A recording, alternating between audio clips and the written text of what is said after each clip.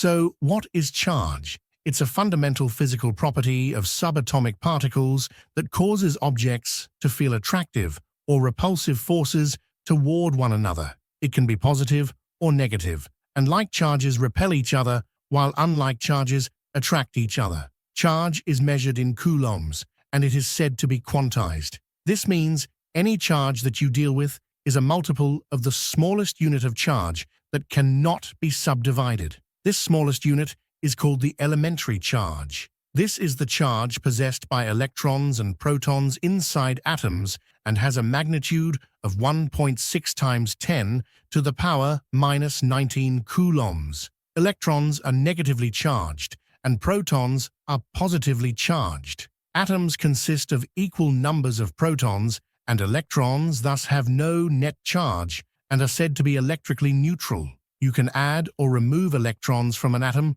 to form a charged atom known as an ion. Anions have one or more excess electrons, while cations have a deficit of one or more electrons. So, on a macroscopic scale, you can charge a body negatively by adding more electrons to it, or charge it positively by removing some electrons from it. This charging process can be done in several ways, depending on the type of material that you are dealing with. Generally, there are two classifications of materials in electrostatics, namely conductors and insulators. Conductors have electrons that are not bound to atomic shells and are free to move around within the lattice of the substance, while insulators have all their electrons bound to their atoms. Insulators can be easily charged by rubbing the material against another material, such as your hair or a piece of cloth with fur. This will transfer electrons either from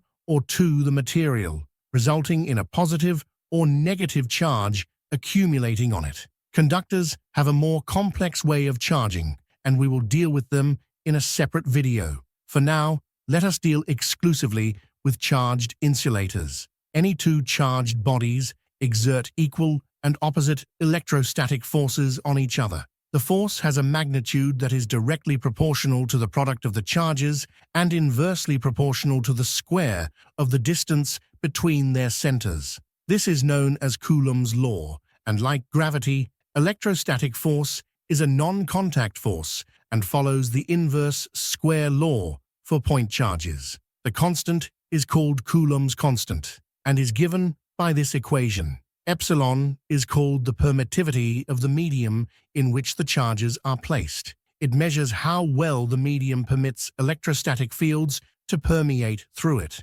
Water has about 80 times the permittivity of a vacuum. This is called relative permittivity, and for water, this means the electrostatic force between charges weakens by a factor of 80. The region around a charged body where other charges experience a force is called an electrostatic field. This field can be represented by lines of force. These lines radiate outwards for a positive charge and inwards for a negative charge. The arrowheads give the direction of a force that a positive charge would experience at a given point. In general, the electrostatic field has a field strength defined for each point within it. Electric field strength is the force exerted per unit charge at a given point in the field and is measured in newtons per coulomb or volts per meter. For a uniformly charged sphere made of insulating material, the field strength at a point that is a distance r from the center of the sphere is given by this formula. So, the uniformly distributed charge can be considered to be concentrated at the center of the sphere.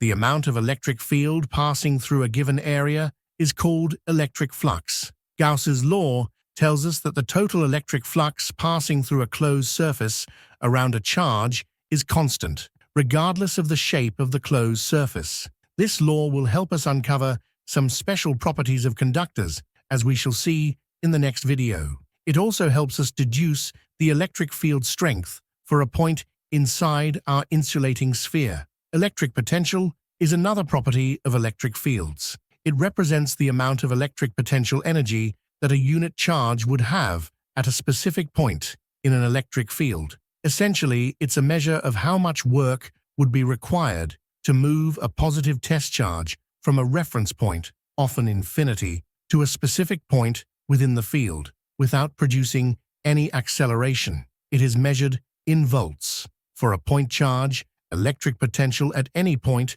is given by this formula. A more useful quantity is the potential difference, or voltage, which is the work done per unit charge in moving a charge between 2 points. Voltage is a key concept in electrical circuits. Points in an electric field that have the same potential value are called equipotential points. You can also have an equipotential line, area, or volume for a charged body. Electric fields only exist between points of different electric potential values. This means that field lines can never run along an equipotential line or area, and thus are perpendicular to them, and also equipotential volumes do not have an electric field in them. It also means that no work is done in moving a charge between equipotential points. On the other hand, when moving a charge between points of different potentials, the work done is independent of the path taken. So,